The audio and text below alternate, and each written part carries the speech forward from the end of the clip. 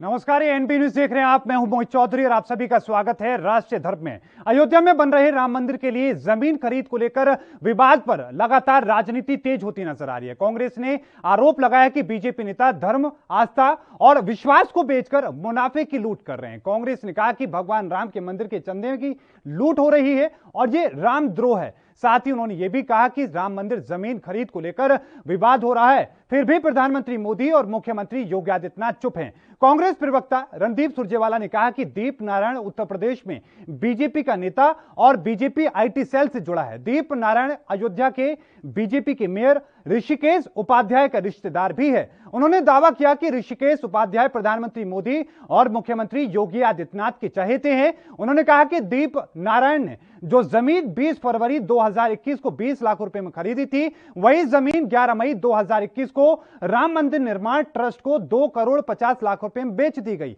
यानी कि जो जमीन 2,247 रुपए प्रति वर्ग मीटर के हिसाब से खरीदी जानी थी, वही जमीन 79 दिन में राम मंदिर निर्माण ट्रस्ट को 28,090 रुपए प्रति वर्ग मीटर के हिसाब से बेच दी गई। लेकिन आदित्यनाथ सरकार के मुताबिक जमीन की कीमत मात्र 4,000 वर्ग मीटर के हिसाब से है। अब इन विवादों पर मुख्यमंत्री योगी आदित्यनाथ की चुप्पी और साथ में प्रधानमंत्री नरेंद्र मोदी ने अब तक इस पूरी घटना को लेकर कुछ नहीं कहा है, जिसके बाद से लगातार विपक्ष हमलावर है और इसके साथ ही सवाल उठा रहा है।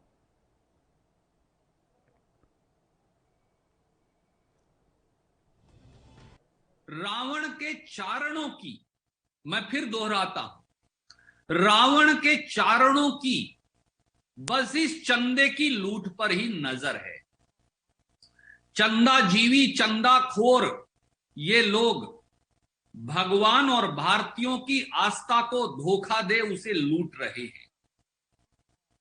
राम नाम की पर एकत्रित हुए हजारों करोड़ के चंदे की इस लूट में अब भाजपाई नेता शामिल हैं।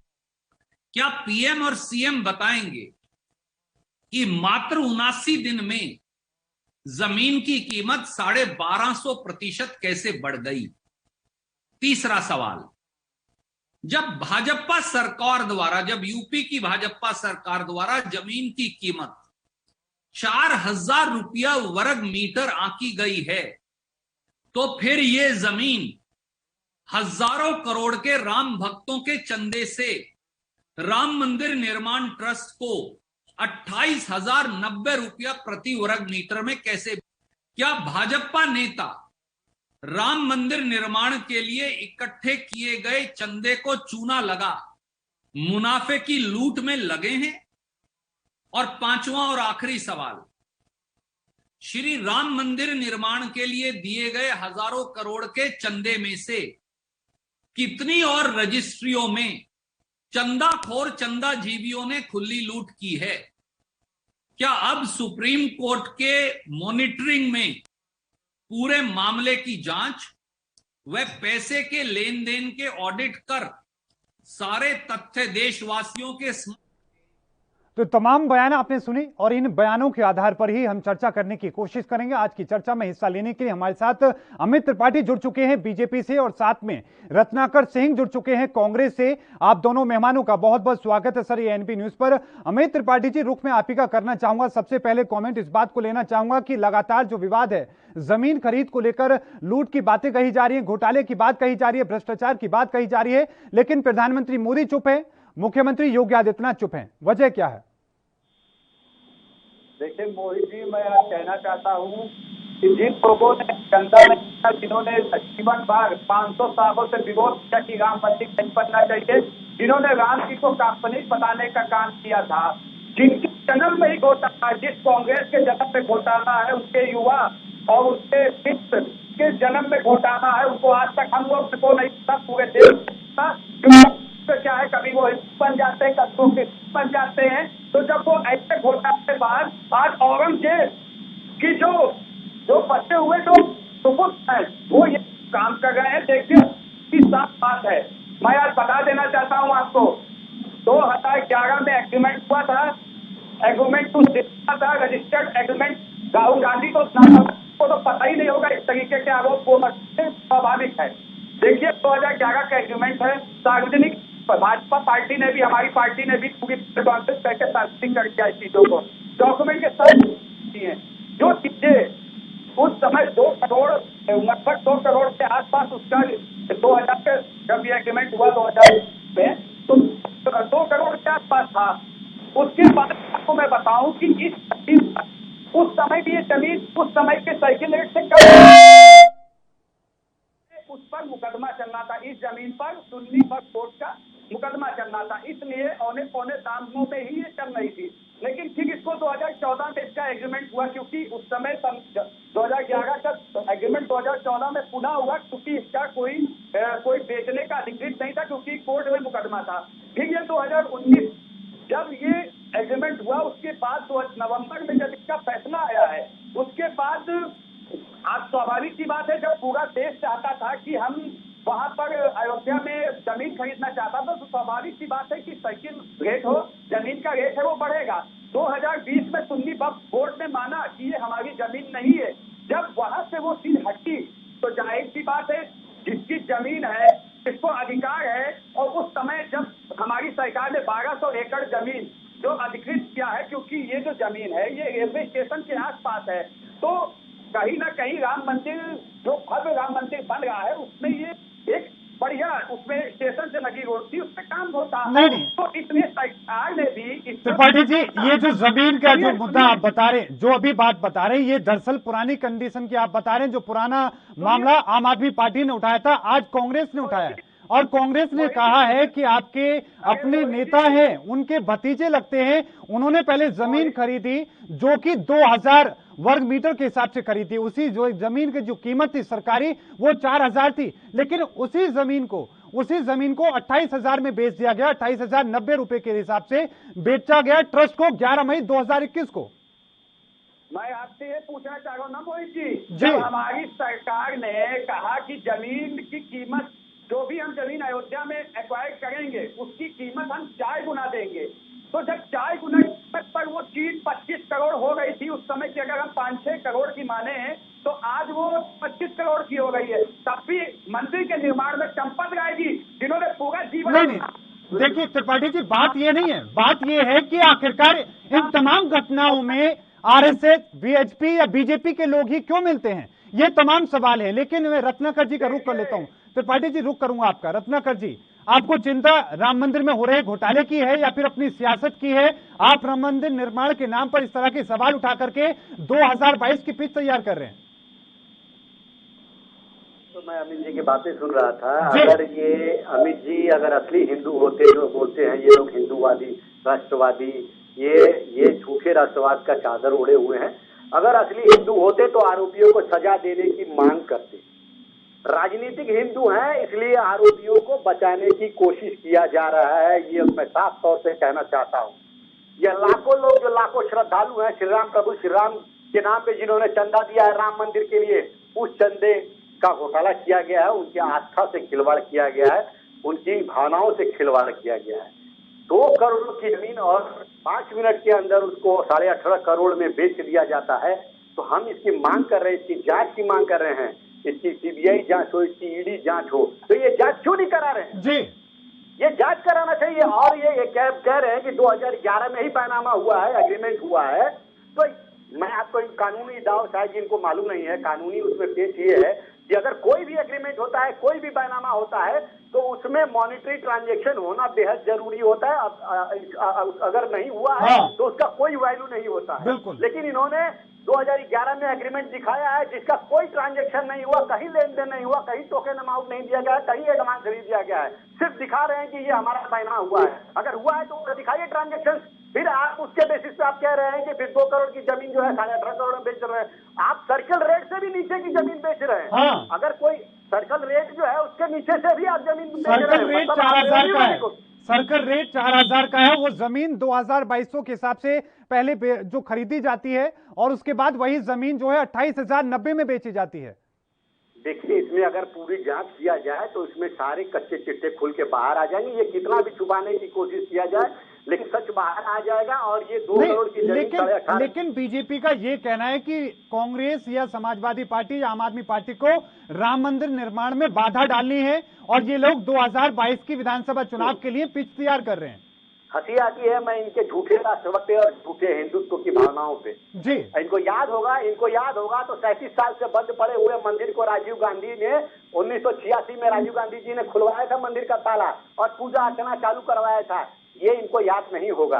इनको याद नहीं है कि हमने नरसिंह राव सरकार में हमने अध्यादेश लाया था राम मंदिर बनाने के लिए। तो यही झूठे राष्ट्रवाद के ये ढकोसले राज लोग, यही इन्होंने वो अध्यादेश को रोका था और मंदिर निर्माण करने के लिए रोका। तो हम कांग्रेस क्यों नहीं चाहेंगे? हमने तो कभी कानून का उल्लंघन नहीं किया है। हमने सुप्रीम कोर्ट का जो आदेश आया उसका विरोध नहीं किया है।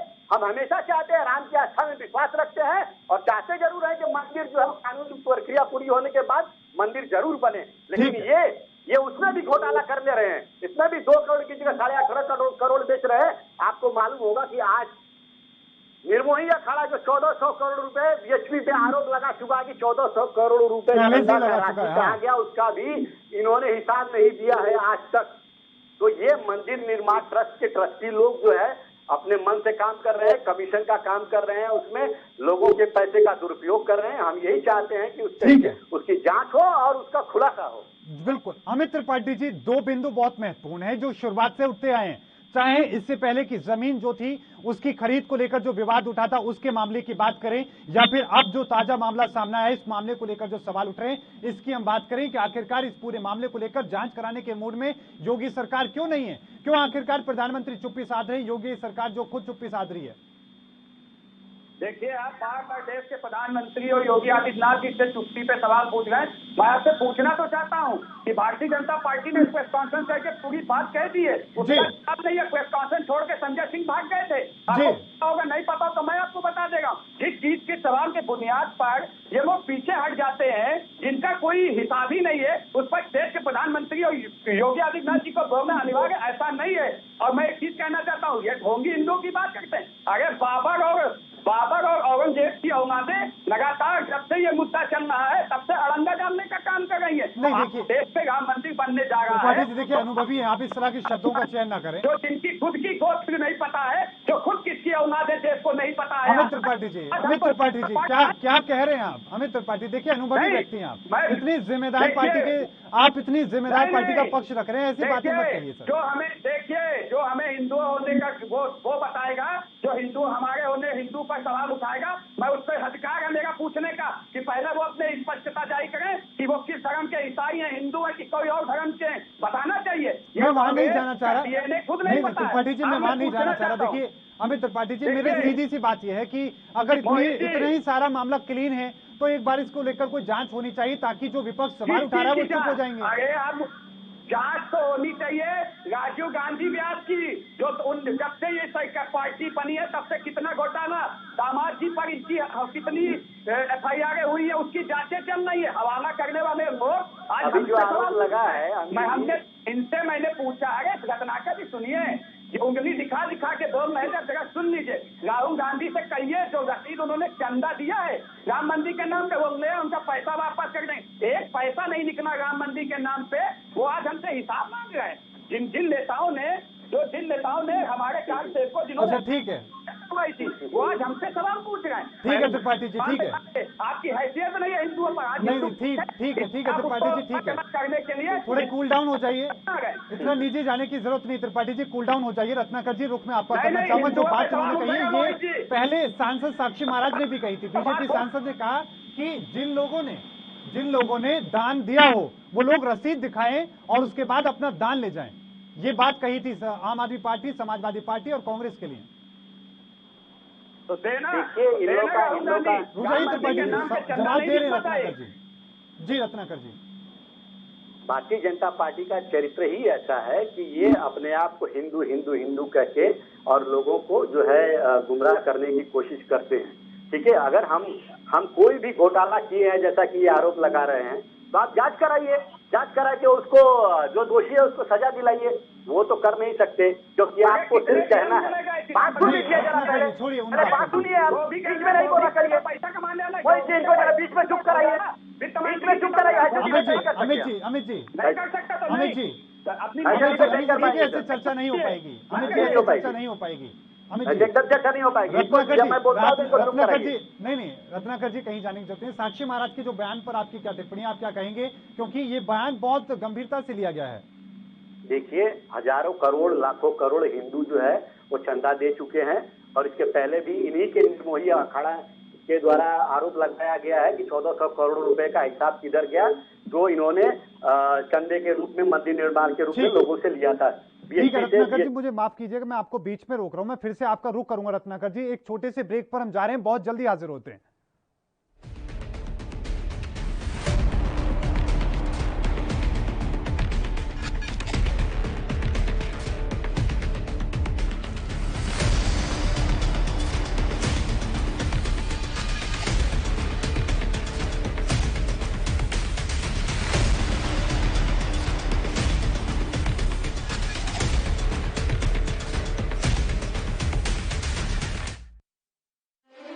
ਪੰਜਾਬ ਦੇ ਇਤਿਹਾਸ ਵਿੱਚ ਇੱਕ ਸੁਨਹਿਰਾ ਪੰਨਾ, ਸਮੁੱਚੇ ਭਾਰਤ ਵਿੱਚ ਪੰਜਾਬ ਬਣਿਆ ਸਿੱਖਿਆ ਦੇ ਖੇਤਰ ਵਿੱਚ ਨੰਬਰ 1।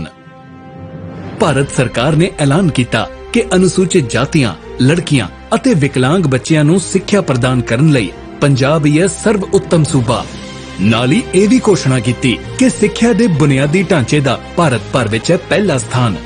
ਲੈਬੋਰੇਟਰੀਆਂ, ਕੰਪਿਊਟਰ ਲੈਬ, ਸਾਫ਼ ਪੀਣ ਦਾ ਪਾਣੀ, ਟਾਇਲਟ, ਕਲਾਸਰੂਮਾਂ ਦੀ ਗਿਣਤੀ, ਸਕੂਲ ਦਾ ਗਵਾਂਢ ਵਿੱਚ ਹੋਣਾ, ਇਹਨਾਂ ਸਭ ਮਾਪਦੰਡਾਂ ਵਿੱਚ ਪੰਜਾਬ ਨੇ ਸਮੁੱਚੇ ਸੂਬਿਆਂ ਨੂੰ ਪਿੱਛੇ ਛੱਡਿਆ।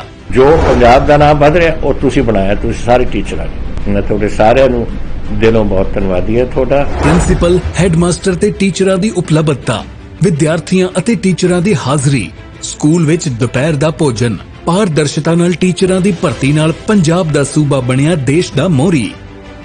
ਬੱਚਿਆਂ ਦਾ ਸਕੂਲ ਵਿੱਚ ਦਾਖਲਾ, ਪੜ੍ਹਾਈ ਛੱਡ ਚੁੱਕੇ ਬੱਚਿਆਂ ਨੂੰ ਦੁਬਾਰਾ ਸਕੂਲ ਵਿੱਚ ਪੜਾਉਣਾ, ਬੱਚਿਆਂ ਨੂੰ ਪੜ੍ਹਾਈ ਛੱਡਣ ਤੋਂ ਰੋਕਣਾ, ਇਹਨਾਂ ਮਾਪਦੰਡਾਂ ਵਿੱਚ ਵੀ ਪੰਜਾਬ ਨੇ ਹਾਸਲ ਕੀਤਾ ਪਹਿਲਾ ਸਥਾਨ।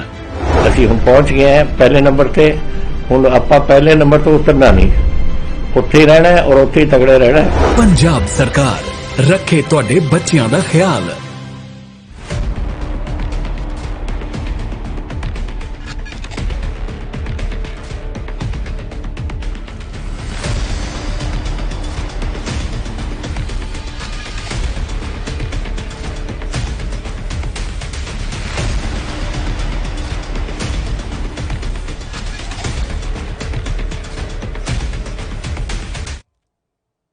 ब्रेक के बाद एक बार फिर से आपका स्वागत है। लगातार चर्चा जारी है, दोनों मेहमान हमारे साथ बने हुए हैं। मैं एक बार फिर से आपका रत्नाकर जी रुख करना चाहूंगा। सवाल यही होगा कि जिस तरीके से विपक्ष लगातार हमलावर है, बीजेपी ने यह कहा कि आप लोग बाधा डाल रहे हैं राम मंदिर के निर्माण में, आप सर इस पर क्या कहेंगे, और साथ में साक्षी महाराज का जो बयान था। देखिए, मैं पहले भी बोला इसके संदर्भ में कि ये जो लाखों लोगों ने, करोड़ों लोगों ने जो चंदा दिया है भगवान श्री राम के नाम पे, उनकी आस्था के साथ ये खिलवाड़ किया गया है। अगर 2 करोड़ का जमीन 5 मिनट के बाद 18.5 करोड़ की हो जाती है तो कहीं न कहीं उसमें बहुत बड़े लोग इन्वॉल्व हैं और बड़ा रूप में घोटाला हुआ है, जिसकी हम जांच की मांग कर रहे हैं। हम कोई दूसरा मांग नहीं कर रहे हैं। इसमें जो जिन लोगों ने चंदे का लूट का काम किया है उन लोगों को पकड़ा जाए और उनको सजा दिया जाए, ताकि भगवान श्री राम का लोगों की आस्था जो है श्री राम में बनी रहे और श्री राम मंदिर ट्रस्ट में बनी रहे, जो ये पूरी जिम्मेदारी लिया है जो इस मंदिर निर्माण के लिए। जी बिल्कुल। अमित त्रिपाठी जी, महाराज जी, रही बात साक्षी महाराज जी, तो साक्षी महाराज जो कह रहे हैं कि चंदे का रसीद दिखाएं और सब लोग वापस लेके जाएं, ये क्या कहें? नहीं, जो लोग सवाल उठा रहे वो लोग लेके जाएं।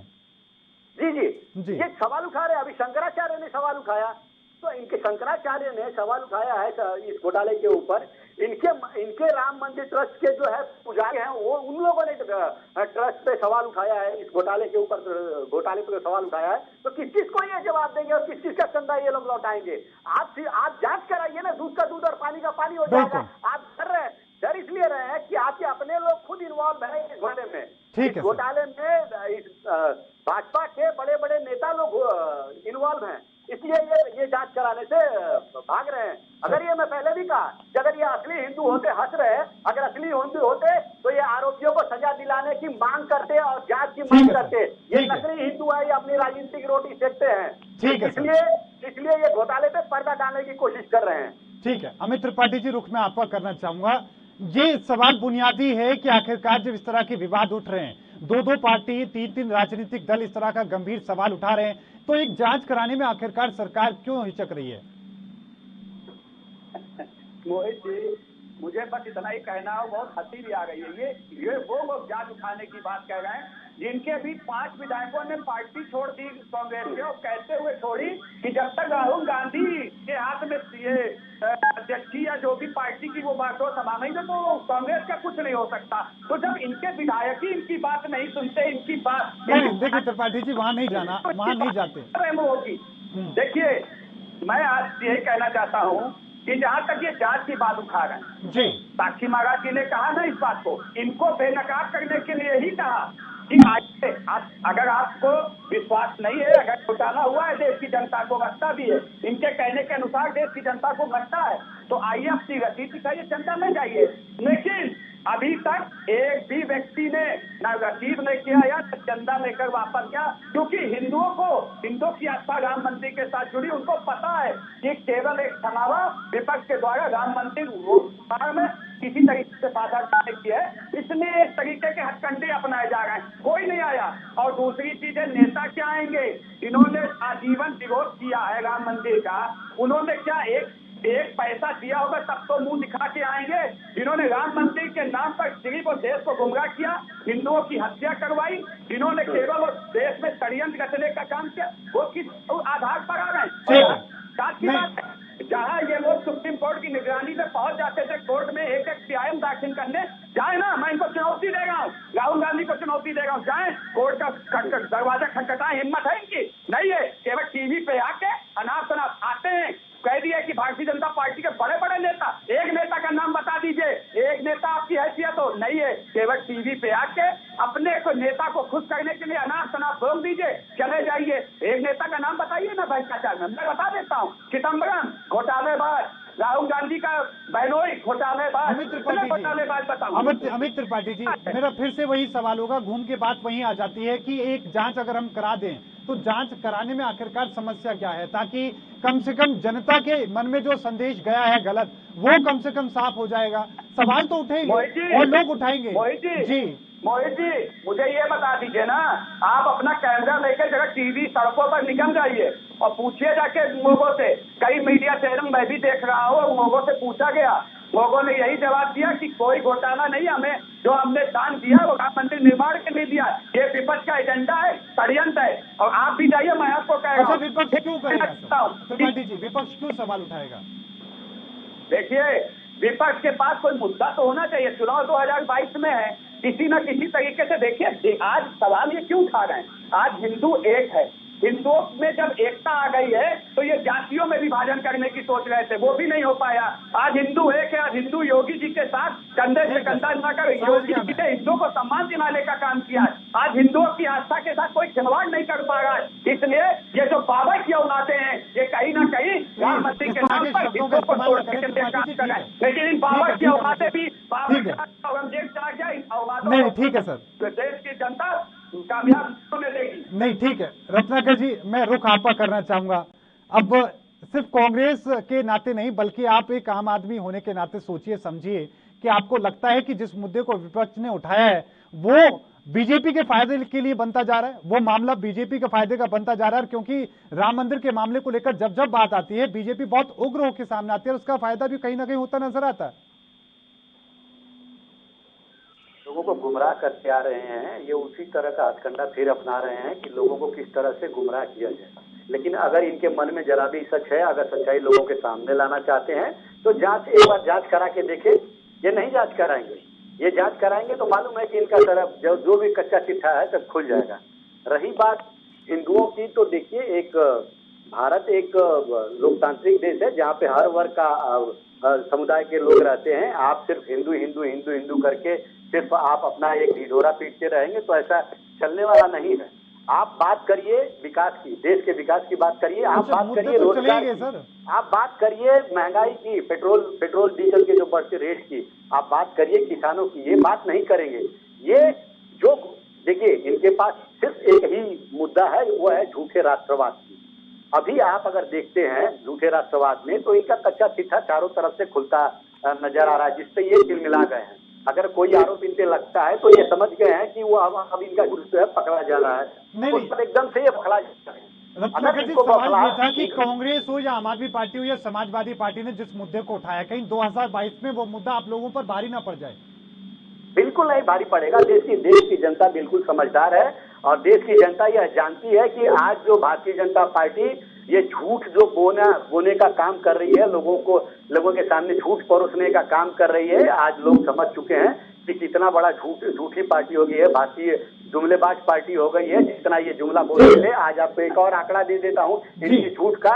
ये कहते थे कि हम काले धन को लाएंगे, स्विस बैंक पैसा लाएंगे। आज आपको भी जानकारी होगी इसकी कि काला धन 20 गुना हो गया है। तो ये जुमले पार्टी की सच्चाई सारे लोगों को पता चल गई। वित्त मंत्रालय ने खारिज कर दिया है जो रिपोर्ट अभी ताजा आई थी कि इतनी प्रतिशत उसमें बढ़ोतरी हुई है। खैर उस पर हम नहीं जा रहे हैं अभी। अमित त्रिपाठी जी, रुख में एक बार फिर से आप ही का करना चाहूंगा और एक बात में समझने की कोशिश करना चाहूंगा, क्या लग रहा है कि 2022 में मुद्दे गायब हो जाएंगे और राम मंदिर हो या फिर कृष्ण जन्मभूमि हो, इस तरह के मुद्दे उठेंगे? देखिए बिल्कुल, काका जी ने भी एक बात कही कि ये शोक की बात नहीं करेंगे, महंगाई की बात नहीं करेंगे। अगर विपक्ष में तो आप हैं, बात तो आपको करनी चाहिए थी अगर ऐसा कुछ था, लेकिन आपके पास वो मुद्दे नहीं है। आप केवल हिंदुओं की आस्थाओं के साथ देखिए सुनिए, अगर आज राहुल गांधी जो मुद्दा बंद हो गया, जिस संजय सिंह ने इसको उठाया था, जिनके खुद के प्रवक्ता प्रदेश प्रवक्ता रत्नेश मिश्रा ने कल क्या कहा कि हमको और पूरे युवाओं को कम शब्दों में सर दिए गए झूठ बोलने के लिए, झूठ प्रेस कॉन्फ्रेंस की कैसे हिंदुओं की आस्थाओं के साथ खिलवाड़ किया जाए। खुद आम आदमी पार्टी के प्रवक्ता ने आरोप संजय सिंह पर लगाया, उस पर कोई सवाल नहीं पूछ रहा है, क्योंकि संजय सिंह का इतिहास क्या है, वो किस तरीके से टिकट समय बाजारी करते थे, पूरा देश जानता है। अच्छा ठीक है त्रिपाठी जी, आखिरी कमेंट में आपका ले रहा हूँ। आखिरी कमेंट के रूप में आप क्या लोगों से आश्वस्त करेंगे, लोगों को किस तरीके से? मुझसे सवाल है? जी त्रिपाठी जी, आखिरी कमेंट आपका। देखिए, लोगों को मैं क्या आश्वस्त करूंगा, लोगों ने खुद ही आश्वस्त कर रखा है अपने आप को। ठीक है, मोदी जी और प्रदेश में योगी जी जब तक है तब तक न भ्रष्टाचार होगा। ठीक है रत्नाकर जी, एक लाइन में आखिरी कमेंट आपका। वो जनता के ठीक है त्रिपाठी जी, ठीक है। और मैं रत्नेश जी से पूछना चाहता हूँ एक सवाल। हाँ सर, ठीक है, जवाब देने तो सर उनका आखिरी कमेंट है सर। क्या है 154 इन्होंने क्या है रत्नेश? ठीक है त्रिपाठी जी, ठीक है।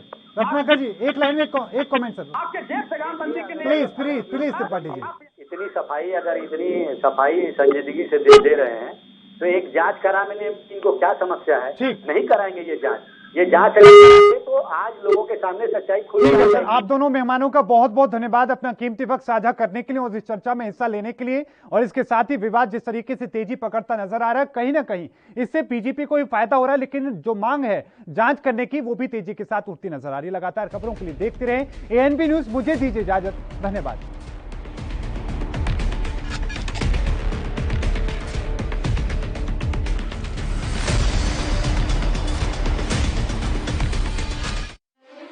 ਪੰਜਾਬ ਦੇ ਇਤਿਹਾਸ ਵਿੱਚ ਇੱਕ ਸੁਨਹਿਰਾ ਪੰਨਾ, ਸਮੁੱਚੇ ਭਾਰਤ ਵਿੱਚ ਪੰਜਾਬ ਬਣਿਆ ਸਿੱਖਿਆ ਦੇ ਖੇਤਰ ਵਿੱਚ ਨੰਬਰ 1।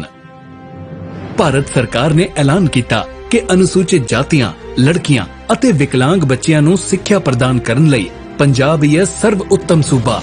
ਨਾਲ ਹੀ ਇਹ ਵੀ ਘੋਸ਼ਣਾ ਕੀਤੀ ਕਿ ਸਿੱਖਿਆ ਦੇ ਬੁਨਿਆਦੀ ਢਾਂਚੇ ਦਾ ਭਾਰਤ ਭਰ ਵਿੱਚ ਹੈ ਪਹਿਲਾ ਸਥਾਨ।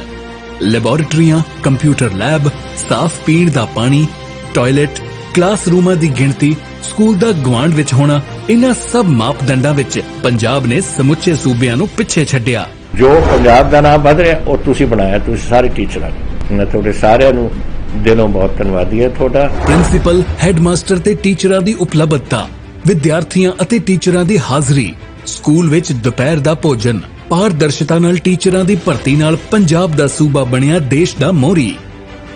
ਬੱਚਿਆਂ ਦਾ ਸਕੂਲ ਵਿੱਚ ਦਾਖਲਾ, ਪੜ੍ਹਾਈ ਛੱਡ ਚੁੱਕੇ ਬੱਚਿਆਂ ਨੂੰ ਦੁਬਾਰਾ ਸਕੂਲ ਵਿੱਚ ਪੜ੍ਹਾਉਣਾ, ਬੱਚਿਆਂ ਨੂੰ ਪੜ੍ਹਾਈ ਛੱਡਣ ਤੋਂ ਰੋਕਣਾ, ਇਹਨਾਂ ਮਾਪਦੰਡਾਂ ਵਿੱਚ ਵੀ ਪੰਜਾਬ ਨੇ ਹਾਸਲ ਕੀਤਾ ਪਹਿਲਾ ਸਥਾਨ। ਅਸੀਂ ਹੁਣ ਪਹੁੰਚ ਗਏ ਹਾਂ ਪਹਿਲੇ ਨੰਬਰ ਤੇ। ਹੁਣ ਆਪਾਂ ਪਹਿਲੇ ਨੰਬਰ ਤੋਂ ਉਤਰਨਾ ਨਹੀਂ, ਉੱਥੇ ਹੀ ਰਹਿਣਾ ਔਰ ਉੱਥੇ ਹੀ ਤਗੜੇ ਰਹਿਣਾ। ਪੰਜਾਬ ਸਰਕਾਰ ਰੱਖੇ ਤੁਹਾਡੇ ਬੱਚਿਆਂ ਦਾ ਖਿਆਲ।